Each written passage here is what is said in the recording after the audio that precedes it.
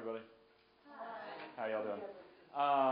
So I'm Mike Barnett. I'm from American Life League. I do a project called Live Campus. The goal of the project is to take back universities. Fundamentally, I think that roughly 150 years ago, a project was set about that most institutions at least taught natural law, and if not, they were ardently Catholic. And ever since roughly that time, the universities were taken. So it plays Catholic, it plays pro-life, right? At Catholic universities, I want them to be more Catholic, more natural law, and ergo more pro-life. At secular universities, I'm more focused just purely pro-life. My background is in policy and leadership and organization development. So I've worked in Parliament and Congress. Got to spend, it was a great time in Britain. I've lobbied the legislature in Richmond for Virginia Tech, and done some state politics, run a congressional race, that kind of thing. My leadership development side is that I took a student government from 120 people to 600 people at Virginia Tech, and I started an organization, and a student organization, within 1 year we had 50 members, and we're hosting international speakers in a statewide conference. Come on in. So the focus of this conversation today is going to be your goals and how to achieve them. And we'll break that down because a lot of you probably have concerns with recruitment, engaging and retaining people, getting them to actually do things, retaining individuals. And if there's anything else that you have concerns with, I'll ask you at different points in time, what are your big concerns with your group, and I'll do my best to address them. I've developed started 100 organizations across the country, and right now I focus on about 12. And let's go through the room real quick and get to know all of you. Name, what you do, what your interest is here, and maybe your biggest concern with groups. So why are you all here? No one actually mentioned your concerns, by the way, but we'll get to those later. That's okay. I'll forgive you all. But why are you all here? What do you want to do? To grow our campus. So larger group, more members, right? Okay, that's good. And what else? So start a group. And grow. I'll try to write legibly. What else?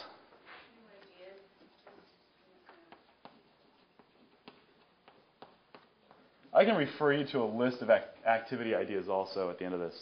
Just remind me. Keeping people interested. That will probably be the number one thing I focus on, by the way. Because in my experience, most people don't have a problem recruiting, they have a problem keeping. And this generally looks like on a college campus, and that's what I'll focus on mostly, but it happens for anything. I've done it with political campaigns or anything else. You recruit people, you get pizza for that first meeting, you really engage them, and then two things happen. One, you end up with a bunch of pizza eaters because the people just keep coming back hoping you'll have pizza, and the active, engaging, interesting people have left. And so your second meeting is 20, and then your third meeting is 7, and then it ends up being this core group of really committed people that generally knew each other outside, that generally have some sort of social affiliation outside of that organization. All of these things are a means. And the number one problem I see with anybody on the planet, right, is that, and often people do it with money.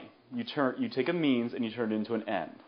And don't get me wrong, I used to do it all the time. It happens a lot. Every group does it. But starting a group, growing a group, new ideas, keeping people are all a means to an end. To what end? Getting people to turn pro-life. How many people? Everyone. Right? So, okay. So an end, a goal, a telos, is everyone pro-life. What else? Abortion. Culture of life, end abortion, promote human dignity. Now these are important because when you get to ending abortion, we've been focusing on that for a long time as a movement. And the problem is that what will happen the day after abortion in theory ends? The day after, you look back and you say, what have we accomplished? What do you say? We still have a lot of work to do. Sure. To take care of and mothers to help. Absolutely, right? There's still a lot to do. Even if we ended abortion, that's actually not the end goal, right? The end goal is a culture and society where every mother is protected, where every life is saved, where everyone is loved, where human dignity is not understood not just as an ending of abortion, but as integrity of the human person, not seeing people as means, but as ends unto themselves for their own, seeing the soul and the person, the human person fully, right? This is a beautiful amazing, engaging goal, right? And how do you get people to join a group? What do you give them? Like, what's like, they're giving you their time. What do you give them? Why do people come to meetings, essentially? To be part of something bigger than themselves, right? What else? Why people come to meetings is critical to understanding how to keep people, right? So, and I know, like, these are, most of what I'm going to discuss today is obvious. It's just a matter of how you apply it and execute it. So, knowing that these are the reasons people come to meetings, we can go, okay, now what are we going to do to keep people at meetings? But fundamentally, what you give people is progress towards this, right? More than anything else, what you want the people you want coming to meetings are the ones that want to make progress towards the same goals as you, right? Because the group has a purpose, it has a mission, it has an end. Like, at some point in time, ideally, a group ends. It says, we're done. We've succeeded. We've accomplished our goals. And you want the people that are interested in that. And a lot of groups they recruit pizza eaters because they want to make it easy. And I'm sorry, I hope I don't offend anybody that goes to meetings and eats pizza, but sometimes I can be a little brash or bold, and I apologize.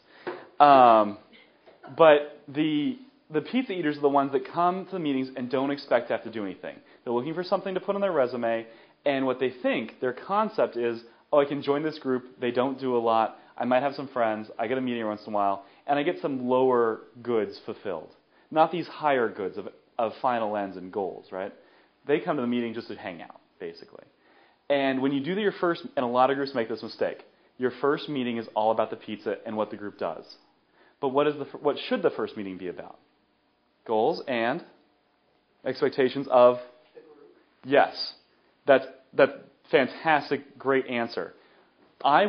You've got a bunch of freshmen or new recruits or people that just don't understand this concept of membership, right? They walk into the room for the first time and they eat pizza and they hang out and they leave and they go, conceptually, the box that I'm putting this in is the eat pizza and hang out box. But instead think of this, and this has been wildly successful. Everywhere I've done it, it's been fantastic. They come to the meeting, they eat some pizza, they socialize, so they do make some friends, because another reason people come is friends, right?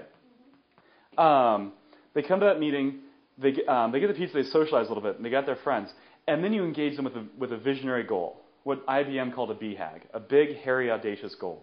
Because that's what you first give somebody. That's what you hook them in with, is something that's visionary and epic, that inspires people, moves them, makes them want to succeed. And what I talk to groups on college campuses about is imagine a day when everybody graduating this campus, every lawyer, every doctor, every bioethicist, every biotechnician, everyone that's going to make chemicals in the future and perform and cure diseases, understands that the purpose that they're doing it is for the protection of every human being, not just some at the sacrifice of others. That every human life has value and integrity and it's absolute, not something utilitarian. That day when every university across the country is only graduating those people, we've won. That's why I do what I do. And that's what I sell them on. But you all have the same essential mission. It's like all the people you're going to meet, a lot of them are going to go on to universities. A lot of them are in university. A lot of them are, they're on a college campus. They're in high school. They're going to go on further in life, and they're going to have an amazing opportunity to have an impact. So that first thing that you discuss is everybody's reason for being there. Why are we here? And that gets exciting, right? Because fundamentally, the deepest way you can connect to people is based on their beliefs. Like, if you can connect with somebody on beliefs, not just actions. We go to the abortion clinic every week. That's great. The abortion clinic goes away. We've got no reason to connect anymore. But if we believe in the dignity of the human person, then we've got something lasting and forever. So everyone goes around the room at that first meeting. So the first meeting, you start with why. And oftentimes that actually comes out as how. How did you get here? Why are you here? What inspires you? What moves you? Most of the time, if I walked into a room full of people and I said, why are you here? Everyone does the same thing. They just kind of don't know exactly what I'm going for. But if you start to just keep probing the question. Don't give up on the people. If you ask the question enough times, enough different ways, eventually people will start answering and they'll follow off of each other. So why are you here? How did you get here? What inspires you? What was the first pro-life thing you did? Why did you do it? That kind of thing. So why and how are you here? 2. Now we're going to discuss generally a group wants to have different officers, right? You want to have a set of officers, people engaged. And it's really important not to have treasurer, vice president, and secretary. Really, really important. A president presides, and we'll get into what that means. But a president has a specific role. It's to preside over the group. A secretary in a group generally doesn't have enough of a purpose, doesn't have, to write down minutes. That's not all that great in the grand scheme of the pro-life movement, right? You want something more, something you sink your teeth into. So membership is a great title for something that used to be a secretary but has a lot more, right? The purpose of a membership director is to make sure that the members are up to date, but also engaged and involved.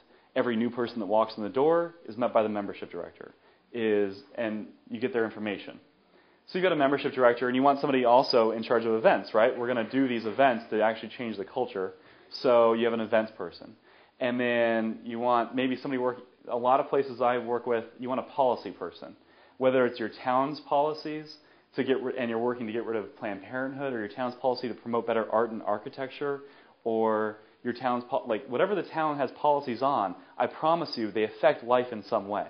It's just I promise you, hideous architecture, they've done the studies, affects people to demean other people.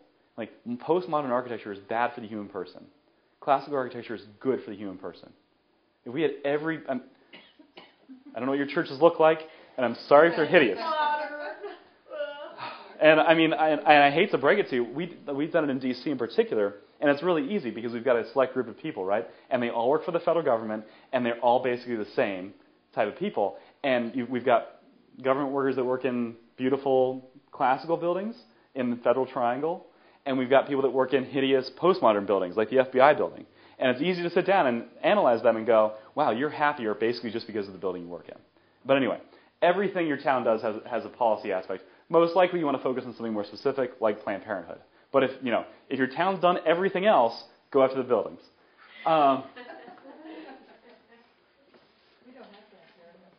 So mission.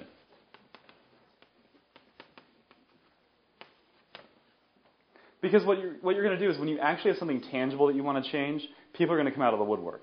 Not only opposition, but also, you're not only the people in your favor, but also your opposition. And it makes it very clear this is what we want to do. It's something people can wrap their mind around and actually engage in. When I ask you, what do you do in your pro-life group, it's very easy for people to say, well, we save babies, or, we go to the abortion clinic, and these are valuable and great things. But it's also nice to say, and this is the long-term, lasting, forever impact we're going to have. Because that's what keeps people engaged, right? Something that's going to be greater than themselves. Okay, so now we've got these different missions of the group, these different means of achieving our goal. And we're going to break up. And the group's you're going to divvy off, and you're going to say, well, people that want to work on this mission over there, and people that want to work on this mission over here, people want to work on this mission over here. And the value of this is that now we're developing deep personal relationships. We're engaging people. The difference between asking somebody, who in this room wants to work on the Cemetery of the Innocents? You all have done Cemeteries of the Innocents, right? Ever know? And anyone not know what that is? Great, okay. So Cemetery of the Innocents is a bunch of crosses in a field representing the number of babies that die every year, or every week, or every month, or the number of babies that die in that town, or whatever it is. But it's a bunch of crosses in a field. And it's a great starting event, right? Displays are fantastic in the beginning of the year because you're showing people we exist. And speakers are better later on. They're generally harder to get, require a little bit of funding. Much easier to do a display because it's early on. Everyone sees it. Everyone participates in it. This is great. So who wants to do a Cemetery of the Innocents? And I shouted out to the room, and the momentum in the room is against me. Everyone's hand is down. I have no momentum on my side. If you see everything in terms of momentum, it's fantastic, by the way. And I'll try to get into that, but we don't have that much time. But the momentum's against me, right? Everyone's hand is down. So instead, I sit there and I go, Virginia, you're fantastic. I know you really care about events. I know you've done these events in the past, and you were kind of active in whatever else you've done in your past. Hopefully I've talked to you before this point. And I say, Virginia, I would really appreciate if you can help me out with the Cemetery of the Innocents. Can you say no? And then I go on to say, it's going to further us onto our mission in these ways. We're going to recruit some people. We're going to save some babies. We're going to impact people. Is it even possible for you to say no? No. Not really, right? I mean, it's really hard the way, if you ask somebody the right way for something, really hard for them to say no. Because I've taken a personal interest, I've shown that we share the same beliefs, and I show that I care about you as an individual. And and that we're going to achieve our common goal. First, I want to ask you all, what kind of projects do you want to work on? So we've broken into these little committees around the room with the end goal of assigning tasks. But the first step is, well, what kind of projects do we want to do? What do we want to start off the year with? And what I'm doing is I'm getting you to invest in the group. First, I've gotten you to invest why you're here, and then I've gotten you to invest in a mission, and now I want you to invest in a project. So what I'm doing is I'm getting you to invest at different mental levels, right, from inside out. Your beliefs to your principles to your values, And then I'm going to go, okay, now I want you to invest your actions too. And so, we go through these different projects. Cemetery Innocence. Maybe I want you to write a press release. Maybe I want you to put up flyers. Maybe go get the T-shirts printed. Maybe do a Where Have the Pregnant Women Gone? If there's no pregnant women around, then there should be. When do human beings get human rights? Is a great question to start asking people. I never lose a debate on a college campus anymore because I frame everything in terms of human rights. And first of all, it's very appealing to college students. And second of all, it's one of these things where it's like, well, scientifically, we know when human life begins. We know that human beings start at fertilization or whatever the process is. Well, conception implies two people, and it's not always involved that. But anyway. Oh, okay, yeah. Yeah, you have to use the word creation, actually. So biological beginning, whatever it is. So we know all human beings have a definitive, absolute start point. Well, the question is, when do they get human rights? And most people can't, and then they'll argue a little bit, and you go, oh, so you want to play God? And then the next question is, how well has it worked out in the past when human beings have decided when other human beings get rights? Fantastic. Anyway, so when do human beings get human rights? I get groups to do that a couple times a year. Different kinds of images. Human development images are great, especially when you have them. Great for recruitment because you have them write their name, phone number, and email address, and then stick the sticky note onto when they think human beings get human rights on the poster of whatever month it is. So you have 0 to 9 months, and I hand you a sticky Post-it note, and I say, okay, write your name and email address on here and stick it on the sign, and then we can collect all the people that we agree with, and then probably just throw away the ones we don't, or keep them on our listserv and keep inviting them to events. So projects, and then once I've done projects, what you're going to do before this meeting is you're going to write down the projects you want to do.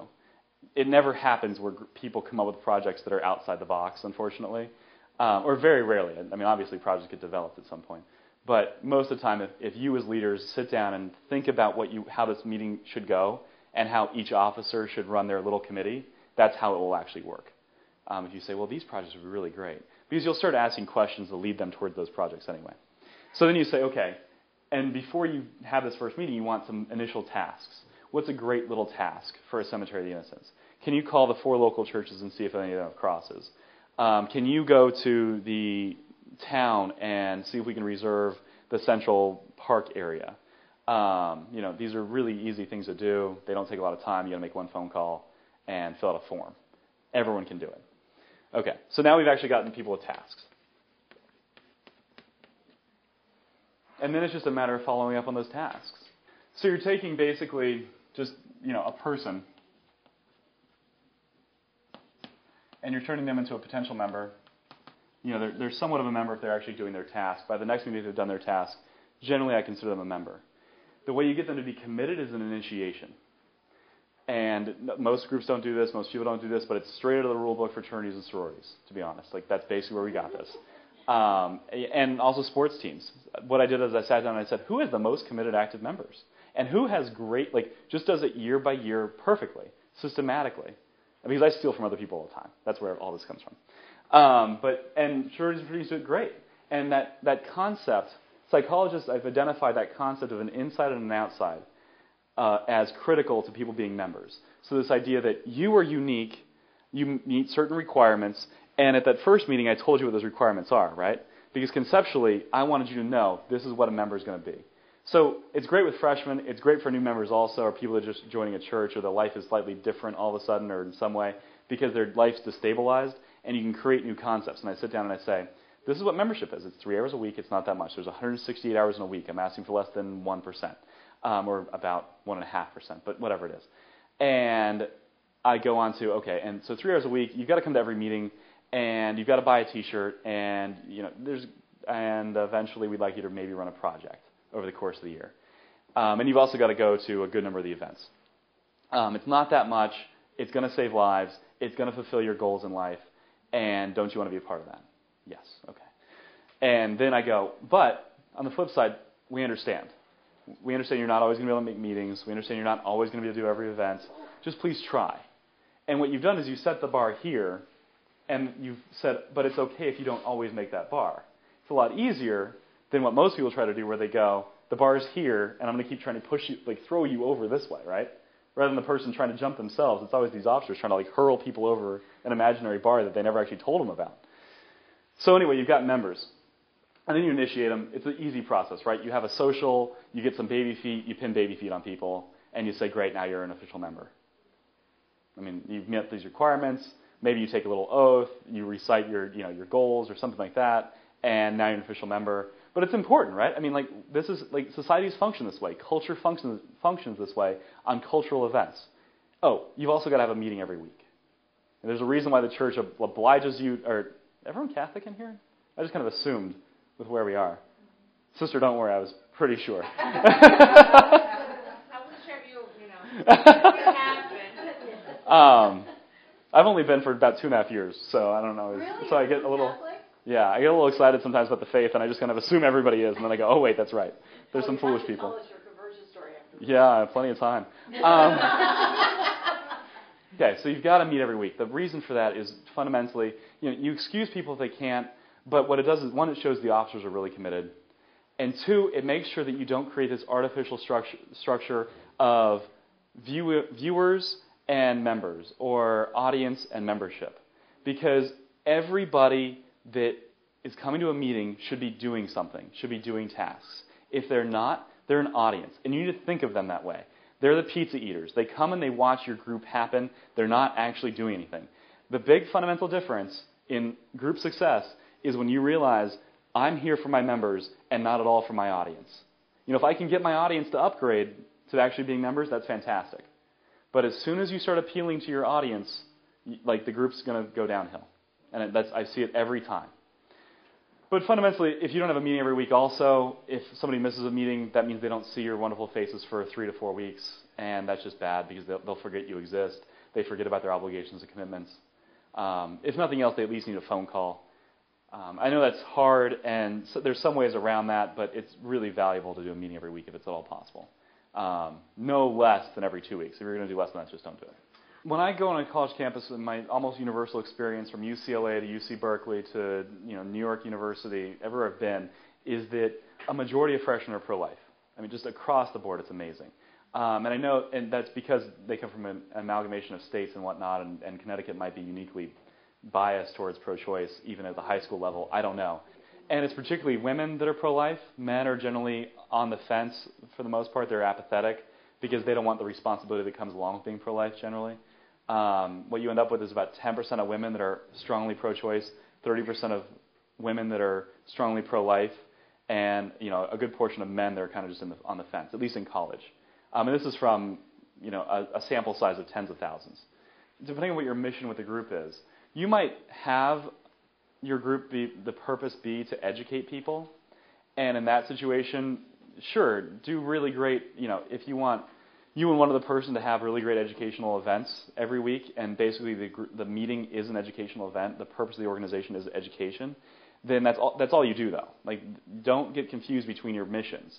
Like, one group can every week meet, have a speaker, advertise heavily for it, get people in there on the fence or confused or on radically on both sides. And there are some great speakers for that. There's Feminists for Life, who comes in and speaks and normally gets a good feminist audience. That kind of thing is great for educating people. What I promote, though, is to leverage the pro-lifers that you do have and get them to go out and educate people, so that you all are focused primarily on other pro-lifers. And what's happening is that you've got a structure like this, right? You've got a president up here, you've got some officers down here, you've got some people under them, and they're the ones interacting with the general population. They're the ones either pulling new members in or converting people. Best thing ever for recruiting, by the way, is clipboarding. And I know it's hard, I know it's difficult, and clipboarding is essentially petitioning. It's going person by person and asking, are you pro-life? If you don't have enough members, if you don't have enough whatever, I highly recommend just after church or out wherever you can, outside of a supermarket, whatever it is, person by person, and you just get name, phone number, email address, and whatever other information you want. But it has to be in that order: name, phone number, and email address. You don't want the good people slipping through your fingers because you didn't get their phone number. And a lot of people don't always check their email. So it's critical. And name, phone number, email address. And you can say to people, oh, you didn't write down your phone number. And most people will start writing it down at that point. And if you need to, fake a few phone numbers, and everyone will just be like sheep and follow along. So now we've got like somewhat committed numbers, right? We've initiated them. Conceptually, it's just a matter of small tasks, larger tasks, moving them towards a project. And once you get somebody to the point where they're managing a project, they're basically already a leader. They're already a leader in the group, right?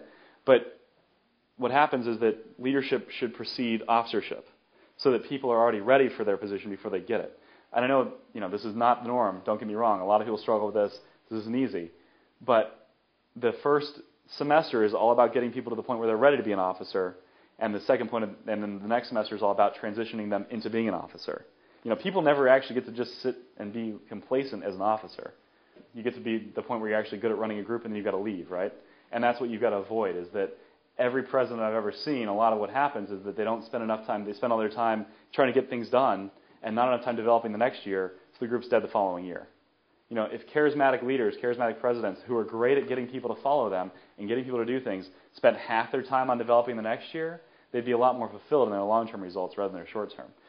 But the reason, and that's why you need something that's going to outlast you. You need goals that are going to take more than a year so that you've got that vision for more than a year.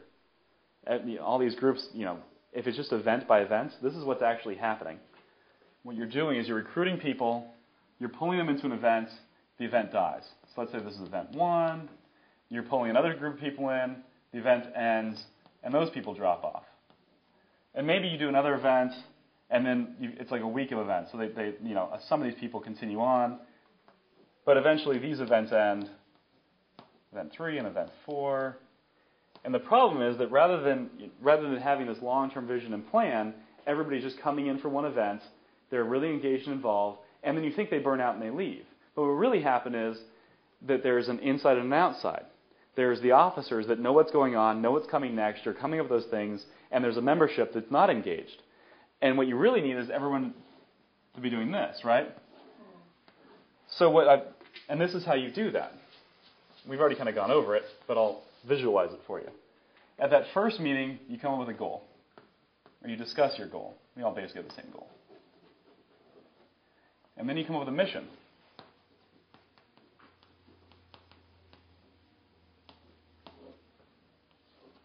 And then you flush out that officer structure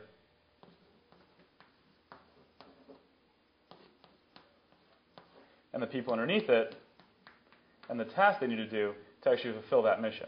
So that constantly you're driving people back towards this.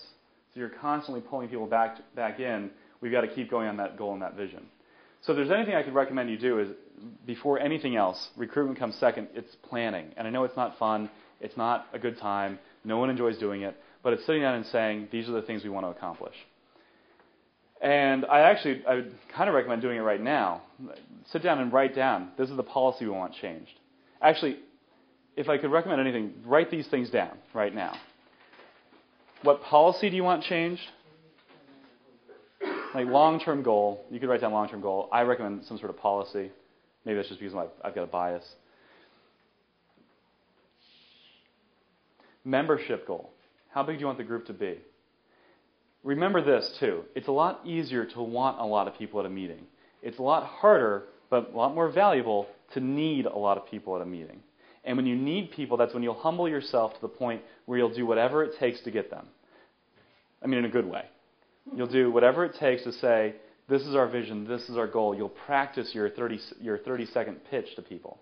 Because that's what you need, right? You've got to have a vision that you can express to somebody in 30 seconds that is engaging enough to say, yes, I'll give you 3 hours a week of my time. I'll give you 150 hours a year. And whatever your earning rate is, that's a good amount of money. But you've got to have that 30-second vision that's worthwhile for me to at least give you a chance to take 3 hours of my time. Okay, so your policy, your group, like your membership size. How many hours are you going to volunteer or be involved in the community a week as a group? How many events are you going to hold a month or per semester or per quarter? Just a frequency of events. How often are you going to go sidewalk counseling? It's a real good standby for groups in my experience. That the problem that a lot of people have is that a lot of officers struggle to make a meeting interesting for everybody. It's really easy for one person to make a meeting interesting for themselves. They just keep doing things. And it's like, oh, check out everything I did. Isn't that great? Blah, blah, blah. The only way to get a meeting interesting for everybody is to have everybody doing something. But sidewalk counseling reduces the amount of planning and that kind of leadership threshold, because all you have to do is go out and counsel, which is and generally you need training. You can go out and do prayer vigils as an alternative. But you go out to the abortion clinic and you stand outside the abortion clinic and just, wait for women that are coming up and offer them help, offer them assistance, talk to them. Just try to engage them in a conversation about their child and them and what you can do to help them. Most, the stats are in our favor. Most women don't want to have an abortion.